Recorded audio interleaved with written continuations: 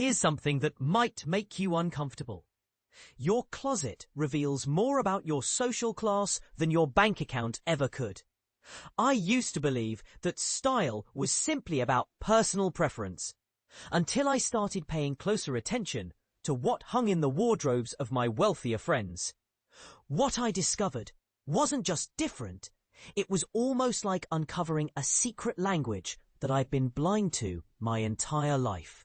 The revelation hit me during a casual weekend gathering.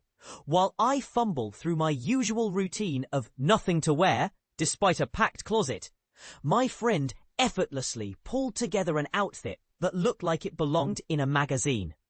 But here's where it gets controversial. It wasn't because she had more clothes. She actually had fewer pieces than I did. What she possessed was something far more valuable. A collection of carefully selected items that whispered rather than shouted their worth. These weren't random purchases or impulse buys. They were strategic investments that served as subtle badges of belonging to an exclusive club. And this is the part most people miss. Upper middle class fashion isn't about showing off wealth. It's about displaying cultural literacy. It's a sophisticated game of recognition that flies completely under the radar of those not initiated into its rules. Let me walk you through the 8 wardrobe essentials that serve as quiet gatekeepers to this world. The Strategic Blazer Collection. Forget everything you think you know about blazers being stuffy office wear. In upper middle class homes, these aren't gathering dust in the back of closets. They're practically living on rotation. Picture this.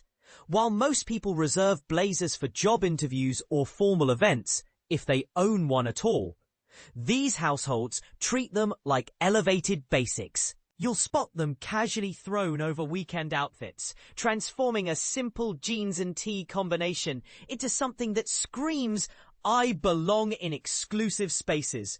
The magic lies in the tailoring.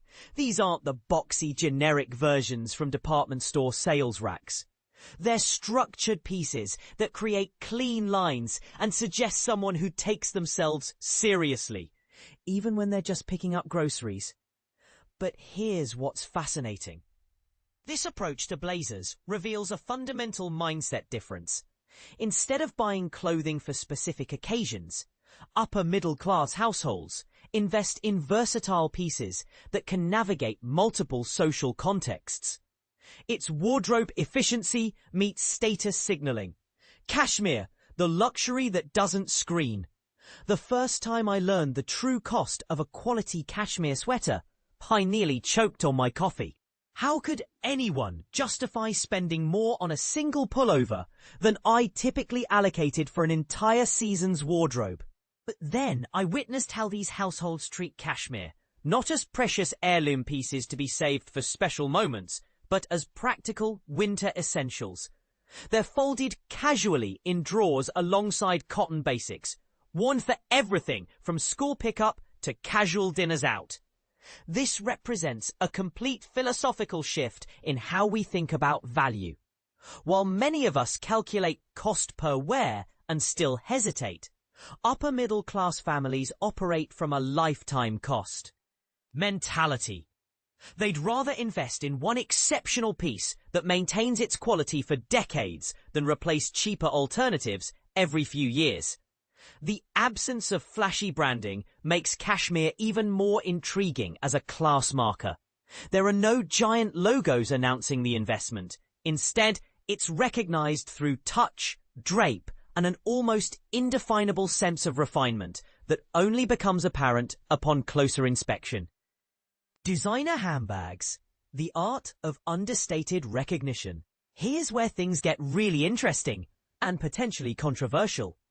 The designer handbags in upper middle class wardrobes rarely feature the obvious luxury logos that most people associate with expensive purses.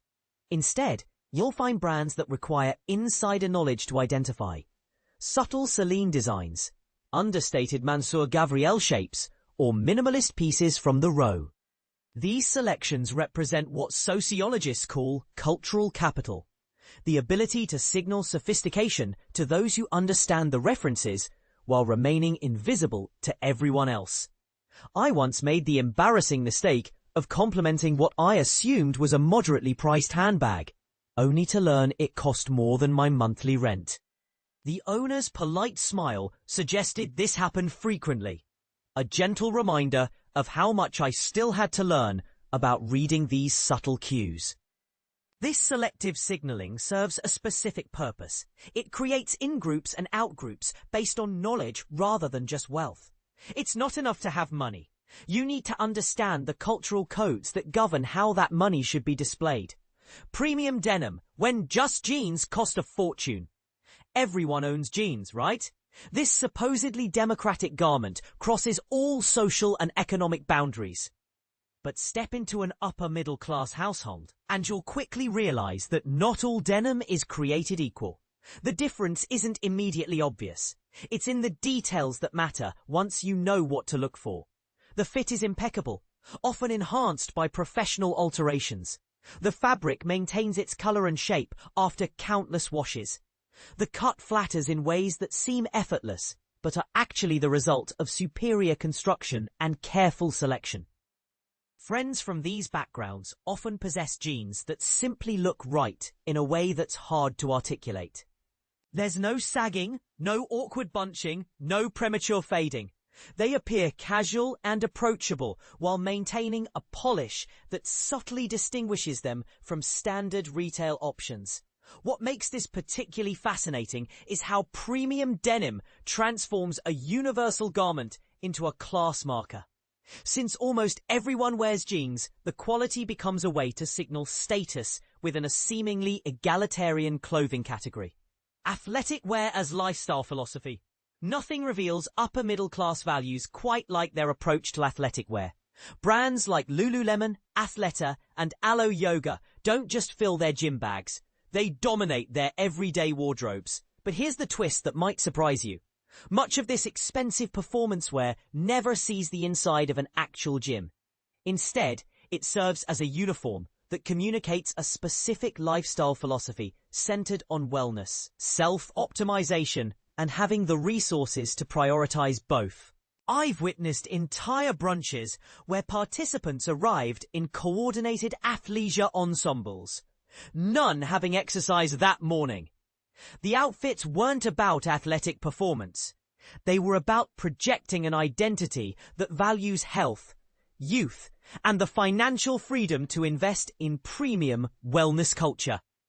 This transformation of athletic wear into daily wear represents something deeper: the ability to blur the lines between functional and fashionable, between practical and aspirational.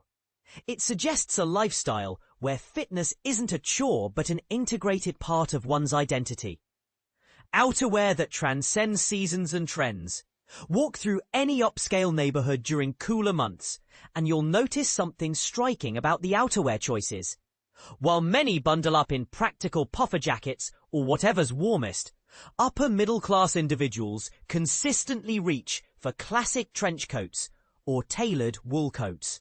These aren't seasonal purchases or trend-driven impulse buys. They're long-term investments in pieces designed to remain stylistically relevant for decades. The colors are typically neutral: camel, navy, black, or grey, ensuring they'll complement any outfit and never appear dated.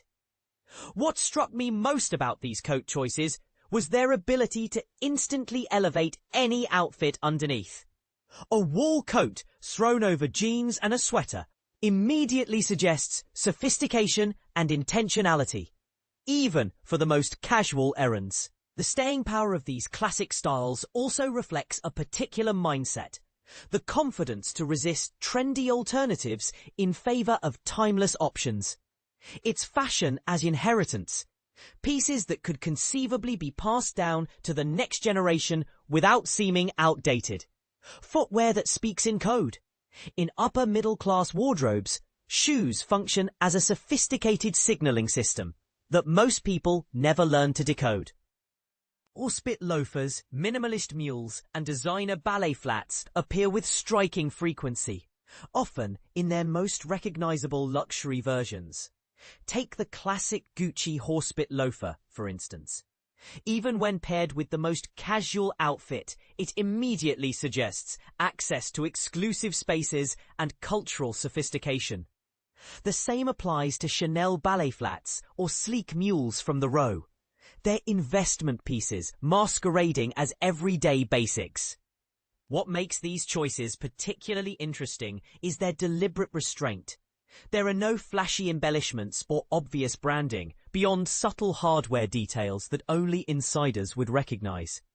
The luxury lies in the construction, the materials, and the cultural associations, rather than in surface-level display. These aren't impulse purchases or seasonal trends. They're calculated additions to a wardrobe strategy that treats footwear as foundational elements rather than afterthoughts. Accessories, the ultimate insider language. Perhaps nowhere is the upper-middle-class signaling system more sophisticated than in their approach to accessories. Unlike clothing, which cycles through trends, these carefully chosen details become personal signatures that endure across seasons and years. Sunglasses offer a perfect example of this subtle communication. A pair of understated Celine or Prada frames might look unremarkable to most observers. But to those familiar with luxury eyewear, they represent significant investment and cultural awareness. They're the opposite of flashy, logo-heavy alternatives that announce their expense to everyone. Jewelry follows similar patterns: thin gold chains, small diamond studs, or the increasingly ubiquitous Cartier love bracelet. These pieces are designed for daily wear, almost becoming part of the wearer's identity. Yet each represents a financial commitment that could fund major purchases in other households. Heritage watches deserve special mention as the ultimate intersection of function and status. A vintage Rolex or classic Cartier tank doesn't just tell time. It tells a story about family wealth, appreciation for craftsmanship, and the ability to invest in pieces that hold or increase their value over time. Silk scarves represent perhaps the most impractical yet persistent element of this accessory collection. Whether tied around handbag handles, draped loosely around necks, or used as hair accessories, they add layers of refinement that seem effortless, but require both financial resources and cultural knowledge to execute properly. The genius of these accessory choices lies in their selectivity. They don't broadcast to everyone in the room, but to those equipped to read the signals, they're unmistakable markers of belonging to a specific social tier. The philosophy behind the purchases. What ultimately distinguishes these wardrobe choices isn't their price points. It's the worldview they represent. Upper-middle-class households don't necessarily buy more clothing. They approach purchasing with fundamentally different criteria. Quality trumps quantity. Longevity matters more than trends. Subtle signaling takes precedence over obvious display. These aren't just shopping preferences. They're expressions of deeper values about sustainability, craftsmanship, and social positioning. But here's where it gets controversial. Is this approach actually superior, or is it simply another form of consumption wrapped in more palatable packaging? Are we witnessing genuine appreciation for quality, or sophisticated gatekeeping disguised as good taste? The truth probably lies somewhere in between. These wardrobe strategies undoubtedly result in higher quality pieces that last longer and waste fewer resources. But they also create invisible barriers that exclude those without the cultural knowledge or financial resources to participate.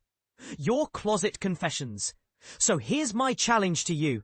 Take an honest look at your own wardrobe decisions. What story are your clothing choices telling about your values, aspirations, and social positioning? Are you unconsciously participating in these signaling systems, or deliberately rejecting them? More importantly, does recognizing these patterns change how you think about fashion, class, and consumption? Should it? I'm genuinely curious about your perspective on this. Do you think upper middle class fashion represents sophisticated taste or exclusionary gatekeeping? Have you noticed these patterns in your own social circles? Drop a comment and let's get controversial. I suspect we'll discover some strongly divided opinions on whether these wardrobe investments represent wisdom or waste.